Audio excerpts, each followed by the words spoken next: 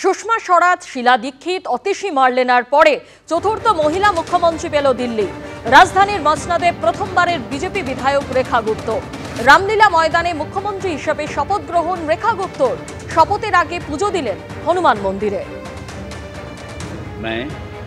मैं रेखा गुप्ता ईश्वर की शपथ लेती हूं कि मैं विधि द्वारा स्थापित भारत के संविधान के प्रति सच्ची श्रद्धा और निष्ठा रखूंगी। বিজেপি বিধায়ক হিরণ চট্টোপাধ্যায়ের বিরুদ্ধে জমা পড়ল স্বাধিকার ভঙ্গের নোটিশ। অর্থের বিনিময়ে রাজ্য পুরস্কার পায় বলে গতকাল বিধানসভায় মন্তব্য করেছিলেন হিরণ।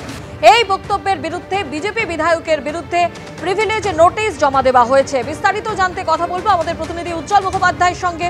উজ্জ্বল, কি জানতে পারছো?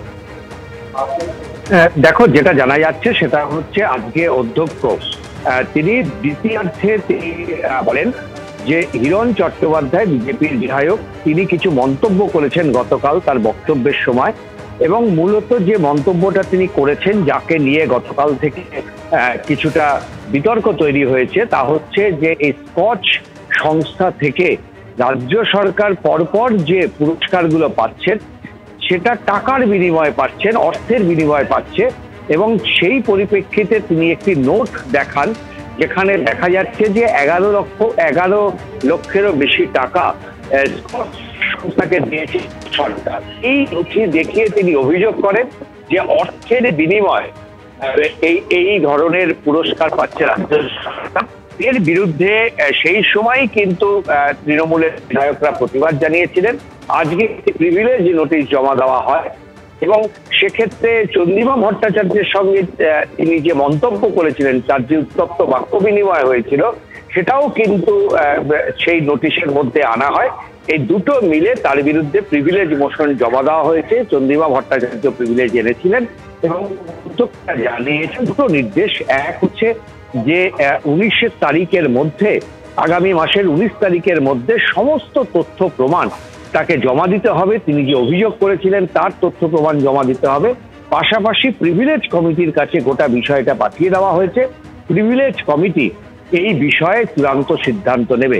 এই বিষয়ে হিরেন চট্টোপাধ্যায়ের যেটা বক্তব্য, তিনি বলেছেন যে তিনি শুনেছেন এবং এই ব্যাপারে তিনি সমস্ত কাগজপত্র তার কাছে আছে।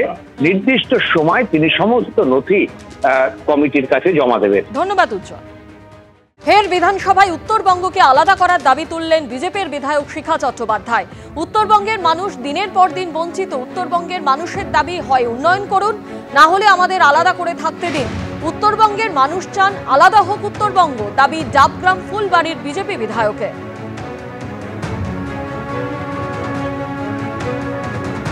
উত্তরবঙ্গ আলাদা করে দেওয়ার কথা একমাত্র মানুষ বলছে। আমরা মানুষের প্রতিনিধি, জনগণ যা বলবে সেটা তো আমার এখানে ফরওয়ার্ড করা দরকার।